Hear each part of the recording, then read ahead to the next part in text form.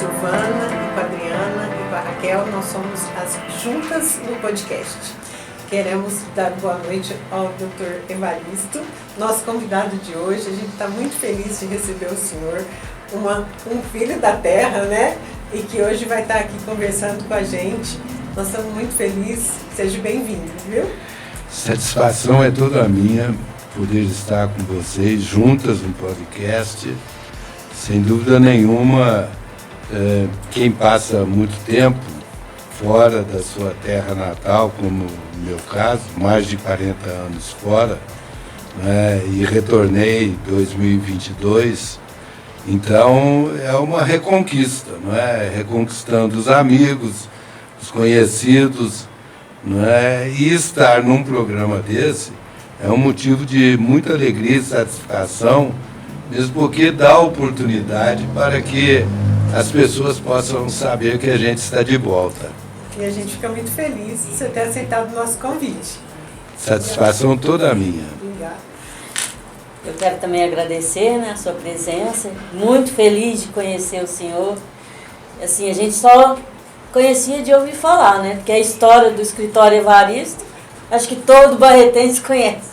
Então, uma alegria muito grande saber mais sobre o senhor, sobre a história, a trajetória, um barretense nato. Então, a gente vai estar aprendendo hoje uma enciclopédia aqui.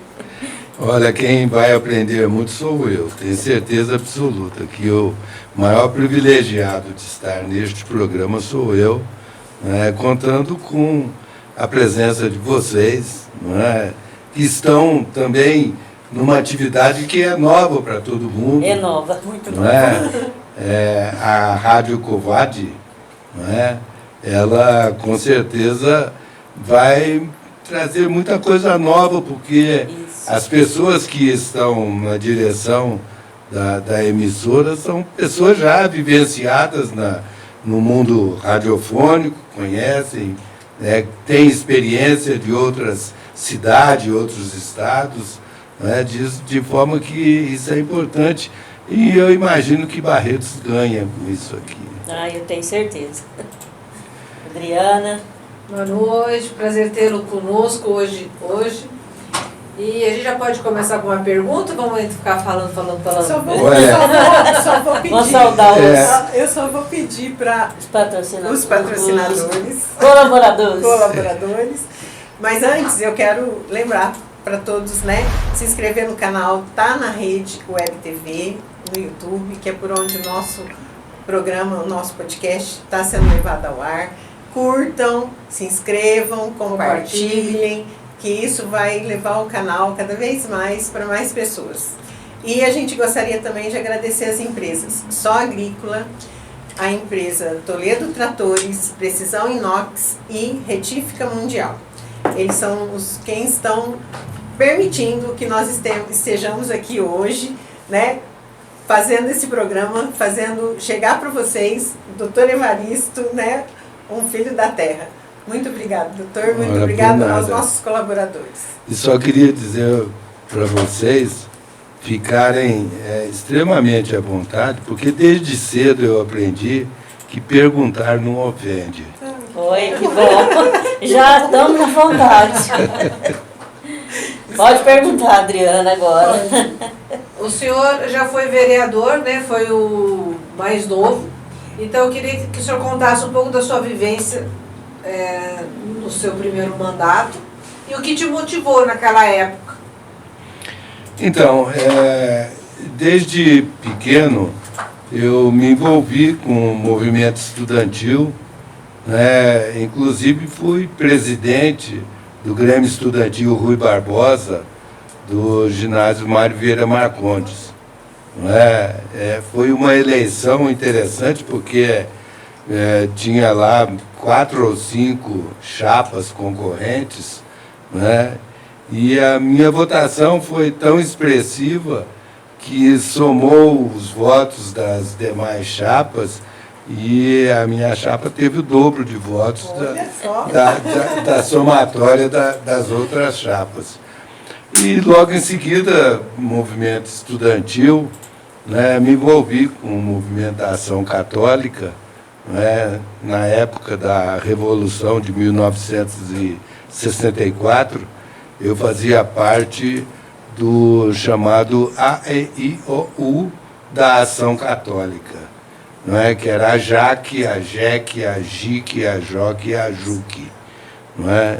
E eu fui dirigente da JEC aqui em Barretos, não é?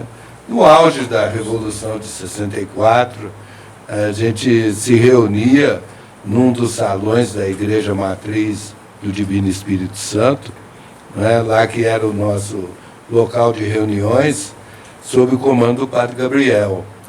Né? Fez meu casamento, Padre Gabriel. Então, eu passei uma boa temporada, porque também era coroinha lá na Igreja Matriz, não é?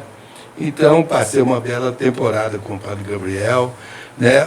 Enquanto estavam construindo a residência dos padres ali na esquina da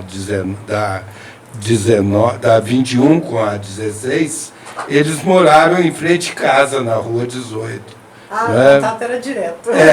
Então tinha muito contato, mas a minha vida começou, o meu envolvimento político, né, começou nisso aí, movimentos da estudantil, né, depois movimentos da Ação Católica, né, participei de vários congressos, né, um deles foi muito marcante na minha vida, porque eu devia ter 15 para 16 anos e fomos para Itanhaém, no litoral paulista, num congresso estudantil de ação católica.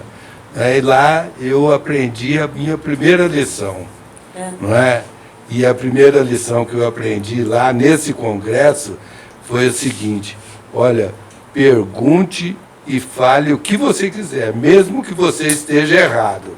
Mas não guarde nada não. Se tem alguma dúvida, vai perguntar, vamos esclarecer. Não é?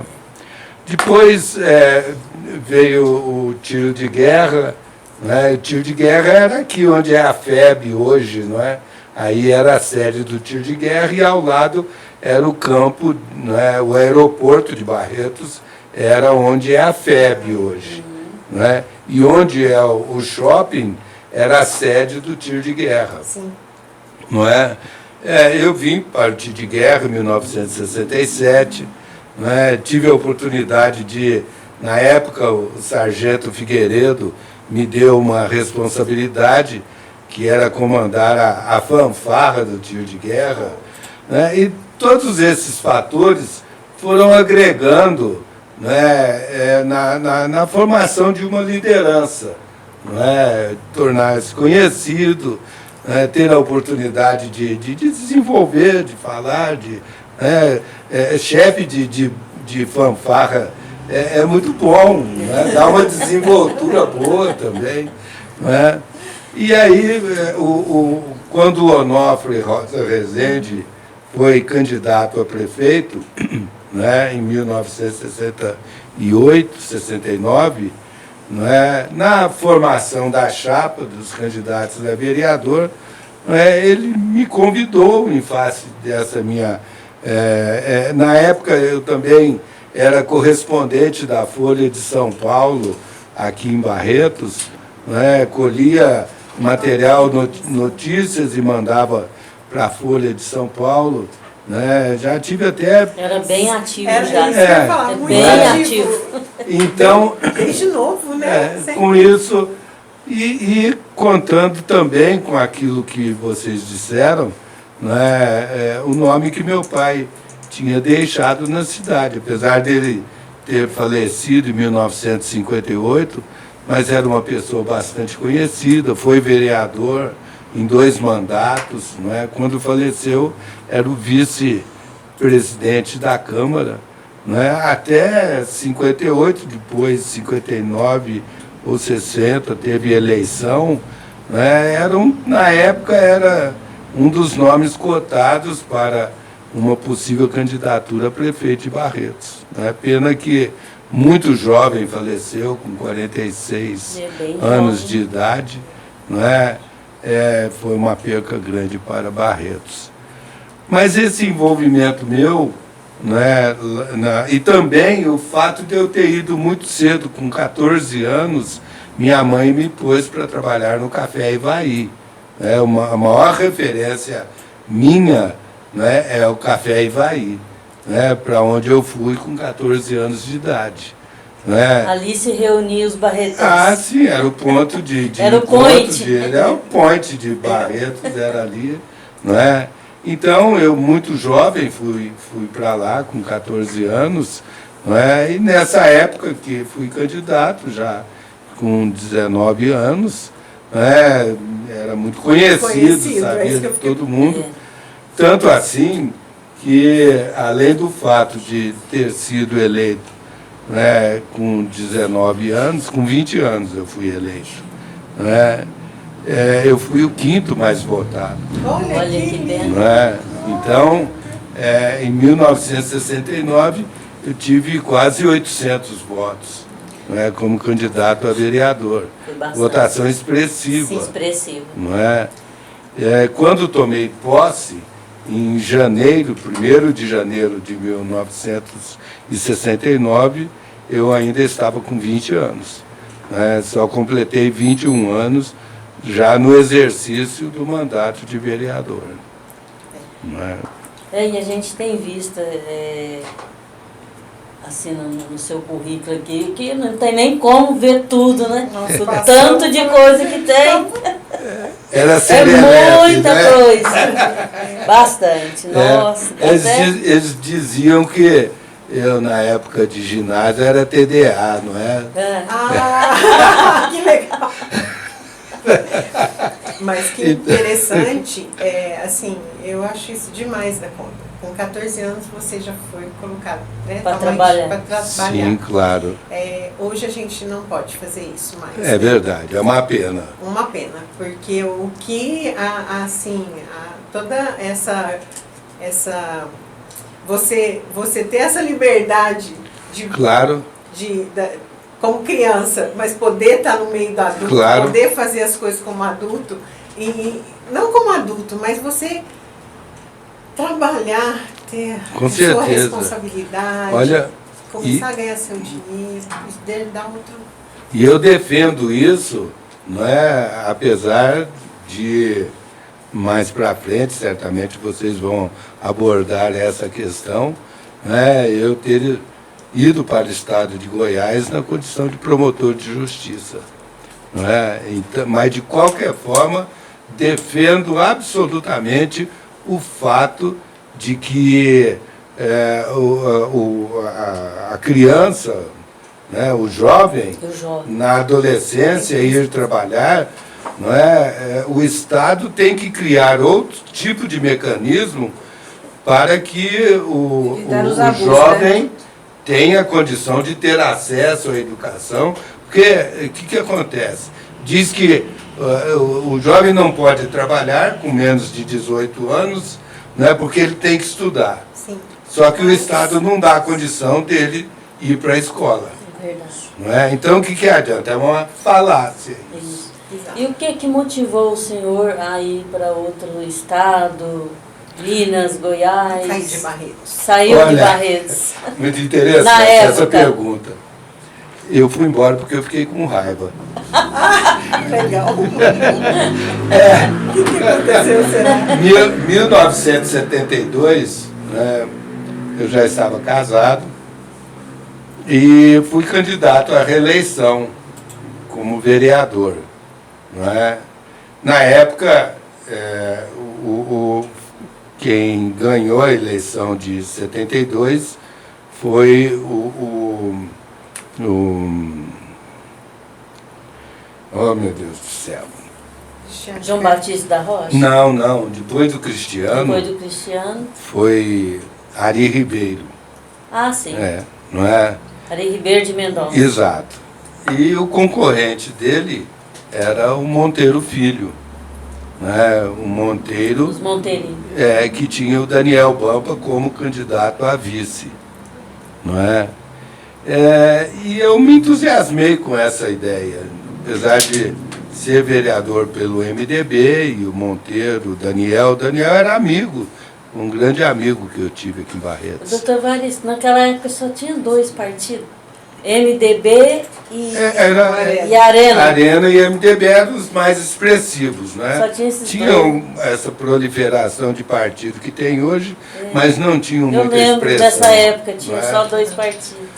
Em 72, o MDB fez 15 governadores aqui no Brasil. Né? Estava ascensão total. Isso. Né? Barretos, uma Câmara que tinha 15 vereadores, o MDB elegeu 11 vereadores. Olha isso. Não é?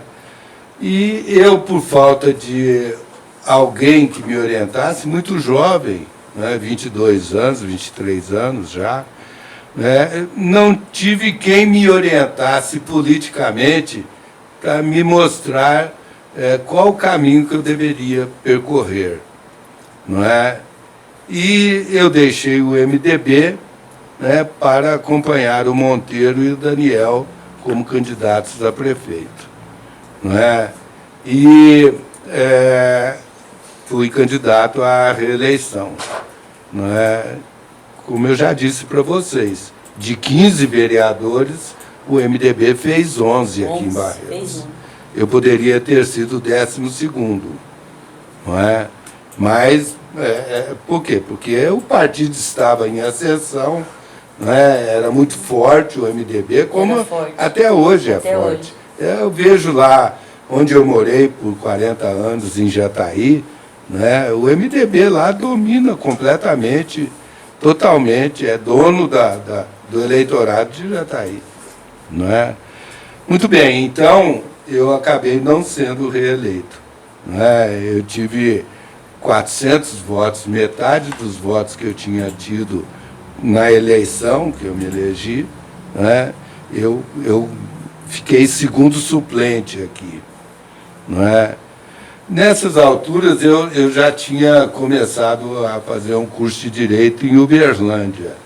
Né? Havia uma modalidade que você poderia ir lá fazer provas. Né? E o primeiro ano eu já havia concluído. E nessa época eu estava trabalhando no Expresso Barretos, com o Edivar. Edivar Vilela. Exato. Né? E surgiu a oportunidade de montar uma filial em Uberlândia. Não é? E me ofereceram para gerir essa filial de Uberlândia, coincidindo com o fato de que eu já tinha vínculos lá como estudante no curso de Direito. Não é? E para mim foi também a oportunidade, foi muito boa, porque ao invés de ir lá prestar provas, né, eu ia fazer o curso frequente. Presencial. Né? E a minha maior ansiedade era exatamente essa, de poder fazer o curso frequentando as aulas. Né? Porque eu já tinha perdido o primeiro ano de aulas frequentes e normalmente o primeiro ano da Faculdade de Direito ele é fundamental para a sedimentação do conhecimento jurídico, da formatação, né, daquilo que você precisa saber, dos conceitos básicos do direito como ciência. Não é? Então surgiu a oportunidade, né, e eu fui embora para Uberlândia, né, para fazer trabalhar, né, e fazer o curso de Direito por lá. Mas acontece que cheguei em Uberlândia com 2 meses, não é, me cobraram o resultado que eu não tinha condição. Acabei de chegar na cidade, estou com 2 meses, e num ramo desse de transporte de gado é um negócio complicado. Assim. O dono do gado, né, se ele não sabe quem é você, se ele não sabe qual a empresa que você trabalha, apesar de ser uma empresa de renome nacional, é uma questão de confiança. Então, olha, eu não sou conhecido aqui na praça, né, o pessoal do ramo não me conhece ainda, né, de forma que eu preciso de mais tempo, né, que aliás não me foi dado. Não tem tempo para isso e tal. Então, o que acontece? Eu fico, não tem outra alternativa, não vou perder, já havia mudado com a família, Aliás, ainda não tinha nascido meus filhos, Mas fiquei em Uberlândia, Foi um momento muito importante na minha vida. Um dos melhores. Você se formou em Uberlândia? Me formei em Uberlândia, mas tive uma formação muito melhor que a do curso de Direito. Eu aprendi a viver. Olha, saiu da cidade natal e foi aprender a Eu viver não conhecia ninguém, não sabia de uma nada. Experiência. Passei um tempo procurando emprego, Foi difícil, sabe? E marcante para mim até hoje na minha vida, foi o dia que eu liguei para um dos meus irmãos, que era médico em Jundiaí, para cumprimentá-lo pelo aniversário, e eu disse a ele, amanhã eu estou indo embora, Vou juntar minhas coisas aqui em Uberlândia, e vou embora porque eu já estou parado aqui procurando emprego há mais de mês, E está difícil, não consigo e tal. Ele me disse o seguinte, me fala uma coisa, quanto você precisa para ficar mais um mês aí?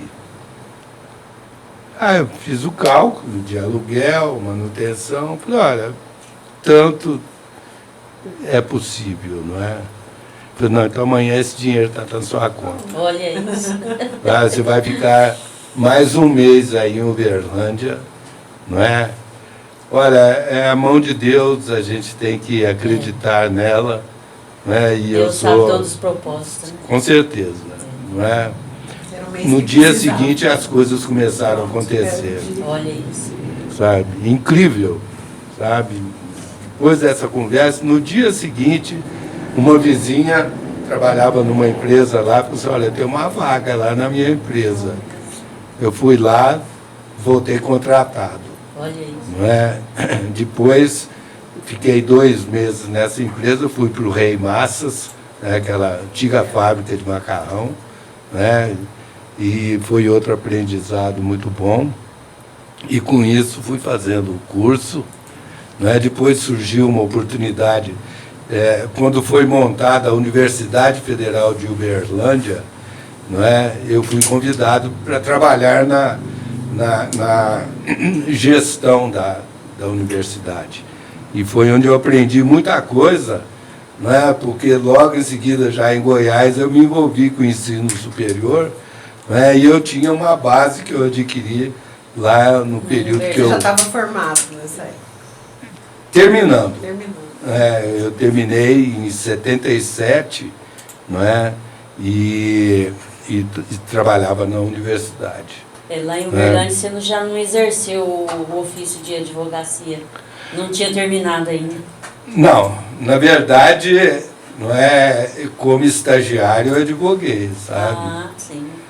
Eu já trabalhava num escritório de advocacia, trabalhava um período na universidade e outro período... Foi adquirindo experiência. Num escritório de advocacia, com um grande amigo que eu tenho até hoje lá em Uberlândia, que é o Luiz Carlos Arruda, sabe, que quando eu passei no concurso de Goiás, que eu fui chamado para tomar posse, o Luiz Carlos virou para mim e falou, larga a mão disso, rapaz. O que você vai fazer em Goiás, promotor de justiça? Fica aqui que é lugar da gente ganhar dinheiro, Eu falei, Arruda, olha, isso aí já tinha 2 anos de formado, já estava exercendo plenamente a advocacia. Aí Arruda, eu falei, olha, é paixão, sabe? Eu prestei esse concurso para promotor porque eu tinha feito um compromisso comigo mesmo que eu queria ser promotor de justiça. Então eu vou seguir esse sonho meu, se não der certo a gente volta, E em 81 eu saí de Uberlândia e cheguei em Caçu. Goiás. Olha, Caçu. Não é? Em Caçu foi a minha primeira comarca, que eu trabalhei como promotor de justiça. Não é? Então, cheguei em Goiás em 81. Não é? E saí de lá em 2021. Ficou bastante tempo, né? Fiquei foi muito nesse, tempo. assim, você chegando lá, você foi direto, assim, porque você foi para lá porque você passou no concurso. Exato. Tá. E quando você estava lá trabalhando, você se envolveu com a parte da educação? Exato. Logo que eu cheguei em Jataí, porque eu comecei minha carreira em Caçu, no sudoeste goiano, não é? Lá eu fui promotor itinerante. Já ouviram falar em promotor itinerante? Atendia várias comarcas. Atendia várias comarcas. Um dia em cada uma. É verdade. Antes da Constituição de 88, né, o Ministério Público ele tomou um outro corpo, tomou uma nova configuração com a Constituição de 88. Né? E até então era como se fosse uma secretaria do governo de Estado. Não é? É mais ou menos assim, não é bem, cada estado bem isso. Tinha talvez uma comarca ali, uma lei deles. E a partir da Constituição de 88, então, o Ministério Público como instituição de Estado, não é? Aí teve funções mais definidas, né? Orçamento próprio, não é? Foi uma independência, né, maior, né? Sim, né? Já saiu dessa tutela, né, tutela do Estado, exatamente, né? Então eu fiquei, não é, 1 ano e meio ali no Sudoeste, depois passei 1 ano em Lusiânia, né, nas proximidades de Brasília, né, e cheguei em Jataí exatamente no dia 25 de agosto, dia de aniversário de Barretos. No dia do aniversário de Barretos, 1983, eu cheguei em Jataí como e nesse promotor. Período todo que você passou por Uberlândia, lá no Goiás, você não voltou para Barretos, não ficou um período aqui, não? Olha, meus filhos são barretenses. Né? Tenho um casal de filhos, né? Fiz questão, eu tinha um compromisso com o doutor Espina, que foi meu padrinho de casamento, e o doutor Espina falou, olha, seus filhos têm que nascer na minha mão. Né? Então, né, como padrinho de casamento, eu tinha que obedecer. Né? Doutor Luiz Espina. E os meus filhos nasceram na mão do doutor Espina. Né? Eu não perdi meus vínculos com Barretos, né? Tanto a minha família daqui, como da minha ex-esposa também, eram tudo pessoas daqui, então os vínculos eram muito fortes. Não é?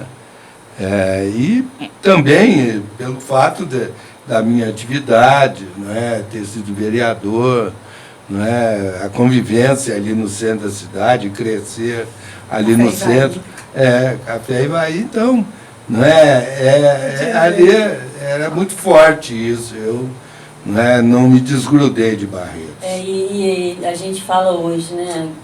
O senhor se formou ali no Estadão. Sim, sabe? Quantas pessoas que a gente vê falar que se formou ali hoje são assim, pessoas... Mas olha, era um estudo diferenciado naquela época. Os nossos professores, no Estadão, eram a nível de faculdades, eram Exatamente. Professores que poderiam dar aula em qualquer faculdade, sabe? Qualquer um deles, não tinha diferença, qualquer um deles. Professor fulano de tal, isso aí pode dar aula em faculdade tranquilo, sabe? Muitas empresas. Olha, muita coisa que eu sei hoje é coisa que eu aprendi lá no Estadão, sabe? Com certeza. Né? Professores realmente muito dedicados, muito eficientes, não é? Naquela época. Então, você saía do Estadão, prestava vestibular sem necessidade de fazer cursinho, tranquilo. Passava direto, né? Não é? Diferente. Muitos Tranquilo. empresários em Barretos, Sim, muitas pessoas nossa. conhecidas, que até foram embora também, igual o senhor, e formou ali conhecidos exato. de Barretos, barretenses. Tadão foi marcante aqui. E dentro, assim, do conceito de estudo, né, igual o senhor tem Com faculdade, certeza. direito, tem, assim, brotou no coraçãozinho, assim, um desejo de voltar para Barretos, ter uma visão de Barretos, fazer alguma coisa de toda essa experiência por Barretos? Com certeza, não é? Eu nunca perdi meus vínculos com Barretos. Sim. Não é? Apesar dos meus irmãos terem, cada um tomou seu rumo, mas pelo menos um deles ficou por aqui, né? O Marcelo está aí até hoje, não é? Minha família toda por aqui também, meus tios, não é? E também não perdi meus vínculos com Barretos, apesar de em alguns momentos ter ficado um tempo maior sem vir aqui, mas sempre que tinha oportunidade, estava por aqui, né? As coisas de Barretos sempre me chamavam muita atenção. E tem um né? projetinho guardado ali para Barretos, futuramente, como que tá? Olha, é interessante, não é? Porque o que acontece? A maior parte do tempo meu fora daqui foi em Jataí. Certo. Não é? Eu passei 40 anos em Jataí. Não é? Dia 25 de agosto, agora passado, eu completei 42 anos que havia chegado em Jataí. Não é? Meus filhos chegaram lá, minha filha com 7 anos, meu filho com 5 anos. Então, o que eles conhecem e cresceram, e os amigos estão lá.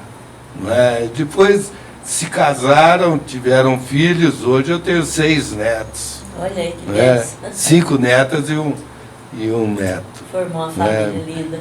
Exato. Meu neto já é advogado, não é? Trabalha com meu filho, que também é advogado, não é? Então, o meu neto primogênito, não é? Já é advogado, já trabalha com o pai. Pegou o legado do vô. Mas olha, também meu neto tem 6 advogados Meu Deus. em volta dele, não podia ser diferente, né? Não podia. Já está no sangue. Está no sangue, não é?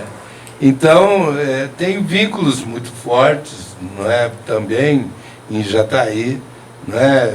Vocês viram aí, falaram aqui nos bastidores, né? Fui candidato a prefeito em Jataí, não é? Em 2004, eu estava envolvido com 2 pragas na vida das pessoas, né? Futebol e política. Não é? Eu O povo gosta. estava envolvido com o futebol e com a política, não é? No futebol eu era presidente da Jataiense, não é? E nós disputamos o quadrangular final do Campeonato Goiano da Primeira Divisão de Profissionais. Né? Só não fomos campeões, não é, por conta de um grande craque que nós revelamos para o futebol brasileiro ter perdido um gol na hora de bater pênalti. Não é? Sempre um pênalti, né? Sempre um pênalti, não é? E esse craque que nós revelamos lá, muito conhecido, porque jogou no São Paulo, no Grêmio, no Cruzeiro, que foi o Borges. Não é? Um jogador. Borges. Foi jogador de São Paulo, do Grêmio. Não é? Foi revelado por nós no momento que eu era presidente da Jataiense. Não é? E se a gente não perde esse jogo contra o Vila Nova, íamos disputar a final e tenho certeza que nós seríamos campeões goianos. Então você gosta bem de desafio, né? Desafios futebol, advogado, professor, Sim. palestrante. Professor fui por 20 anos. Meu Deus. Não é? Na faculdade de Direito, né, dei aula por 20 anos. e já estava na direção da faculdade, então não consegui conciliar mais, né, sala de aula com a atividade de direção da escola. Tive que deixar a sala de aula por conta das atividades de direção. Não é? Quando você estava em Jataí, você ganhou o troféu Jatobá, como um reconhecimento dos seus serviços prestados, tanto na parte política, mas também na parte de empreendedor, na parte de educação. Então, você assim... Eu sou cidadão jataiense. Exato. Não é, por outorga da Câmara Municipal, não é, desde 1985, não é, tornei-me cidadão jataiense. Não é?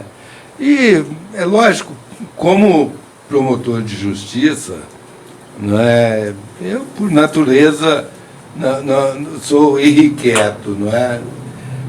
E logo que eu cheguei, depois de 2 anos, não é, deu-se início a esse processo de montagem de cursos superiores num programa de interiorização do ensino superior no estado de Goiás. Não é? E Jataí foi uma das primeiras cidades do interior goiano a ter cursos superiores. Não é? Já havia um campus da Universidade Federal de Goiás, em Jataí, né, que agora, mais recentemente, tornou-se Universidade Federal de Jataí. Né? Então, Jataí tem uma vocação para a educação bem forte. Né? Senhor Evaristo, o senhor se formou antes da Constituição de 88, correto? Exato. E aí, o senhor participou no meio ali, jurídico de todo esse processo da Constituição de 88? Ah, com certeza. E hoje a gente vê vários juristas, né, comentando, deputado, que tem que mudar essa Constituição de 88. O que o senhor acha dessas falas deles? Há uma realidade, uma necessidade dessa mudança, ou nós temos que voltar para o cumprimento da Constituição em geral?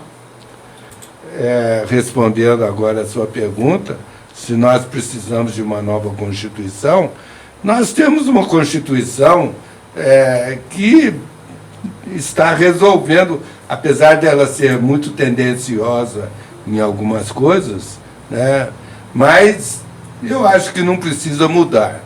Basta que ela seja cumprida. Né? Olha só, os Estados Unidos, né, tem a Constituição americana tem 7 artigos, não é? E tem mais de 50 anos. Não é? Ela teve, hoje eu ouvi, 26 alterações. Mais de 50 anos. Eu acho que tem mais de 50 anos isso aí. Acho que 26 alterações. E uma alteração para passar no Congresso americano é um negócio que tem que ser uma mudança mesmo de mexer com as país, estruturas. Né? Não é? Nós não, toda hora você vê aí uma medida mexendo, mudando a Constituição, alterando dispositivos, não é? Mas, enfim, né, deixa ela quieta, como dizia Ulisses Guimarães, não é? Que é o grande mentor dessa Constituição, é a Constituição cidadã, não é? Então, vamos cumprir a nossa Constituição, obedecê-la, né? E que eu acho que dá para a gente ter Constituição por mais algum tempo. Evaristo, o senhor saiu de Barretos, foi para Uberlândia, foi para Jataí, o senhor perambulou, né? Exato. Ovelha desgarrada. O senhor teve noção do crescimento de todas as cidades. O que o senhor acha do crescimento de Barretos? visto todas as que o senhor passou? Você fez uma pergunta muito interessante, né? E a minha visão é a visão de quem passou um tempo fora, vivenciou outras experiências, conheceu Uberlândia, né? É a capital do Triângulo Mineiro, uma das cidades mais progressistas, né, que tem no Brasil Central. Né? Goiás, a região que eu estava, sudoeste do estado de Goiás, né, Brasil Central, né, que hoje é o celeiro desse país, é a locomotiva deste país, está no centro-oeste, né, a força do agronegócio. Eu estou vindo de uma região, né, que o agronegócio é pujante, a economia é pujante. Né? Hoje, por exemplo, em Jataí tem 3 prédios de apartamentos em construção. Né? Tem o dobro, triplo de prédios que tem aqui em Barretos. Né? Então, o que acontece? Eu estou chegando, né? Já estou aqui há quase 2 anos, fixo, não é? E posso dizer o seguinte: Barretos está vivendo o seu melhor momento. Barretos tem a oportunidade de crescer. Barretos tem a oportunidade de se tornar, de consolidar sua liderança na região. Agora, é necessário que o barretense não seja tão pessimista como ele é. Esse, para mim, é o maior problema de Barretos. O barretense, de um modo geral, é muito pessimista.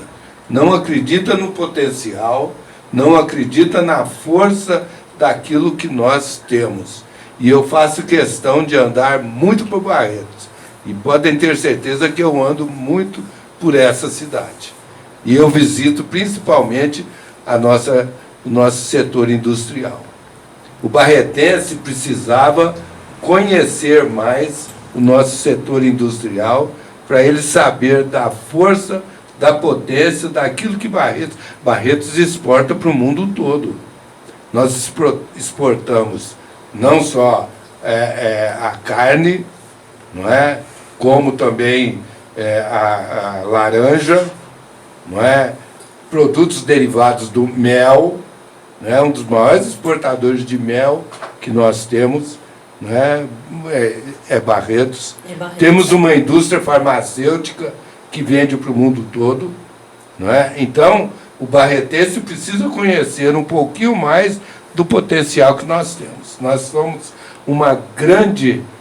temos uma grande indústria turística aqui, que se chama Festa do Peão de Boiadeiro, e temos uma outra grande indústria aqui que se chama Hospital do Amor. Não é? Então, é necessário. E temos uma terceira indústria, que é a nossa universidade. Não é? São 3 grandes indústrias que Barretos tem, que o barretense não dá valor nisso. Né? O barretense precisa começar a dar mais valor no turismo, né? Porque nós temos aqui o turismo rural, Festa do Peão, nós temos o turismo da saúde, Hospital do Amor, né? Nós temos o turismo através da educação, não é? Que traz muita gente fora. Né? Você vai, por exemplo, no shopping, né? Vai num horário de almoço lá no shopping, você não conhece ninguém. A quantidade de gente fora que está lá no shopping, que frequenta o nosso shopping. Né? Então, nós temos uma população flutuante muito expressiva aqui em Barretos. E o barretense precisa ter um pouquinho de paciência para receber melhor essas pessoas. Né? Eu achei absurdo uma discussão na Câmara Municipal demorar quase 8 meses para ser resolvida em relação ao horário de funcionamento do comércio da nossa cidade. Isso é uma questão que tinha que ter sido resolvida numa discussão só, sabe? Não precisava nem ter discussão. porque isso é um assunto que interessa e muito a todos nós. É verdade. Sabe? Então, essa visão que eu estou tendo, que o barretense não sabe do nosso potencial, o barretense é muito pessimista, não é? De fato, nós tivemos aí, na nossa história mais recente, né, uma série de pessoas que andaram dando golpe na cidade, né, com promessa.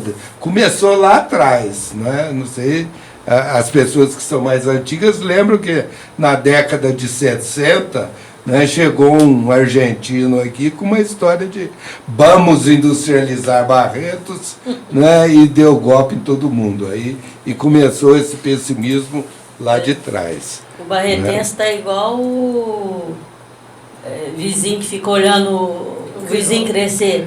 Porque você conversa com o pessoal, né? A Olímpia está enorme. Sim, Ribeirão. claro. Então tá olhando os vizinhos, esquecendo de olhar a sua seu próprio quintal. Por isso que nós precisamos ter juízo nas próximas eleições, né? Exatamente. Conhecer mais a cidade, né? Os bairros novos que abriu.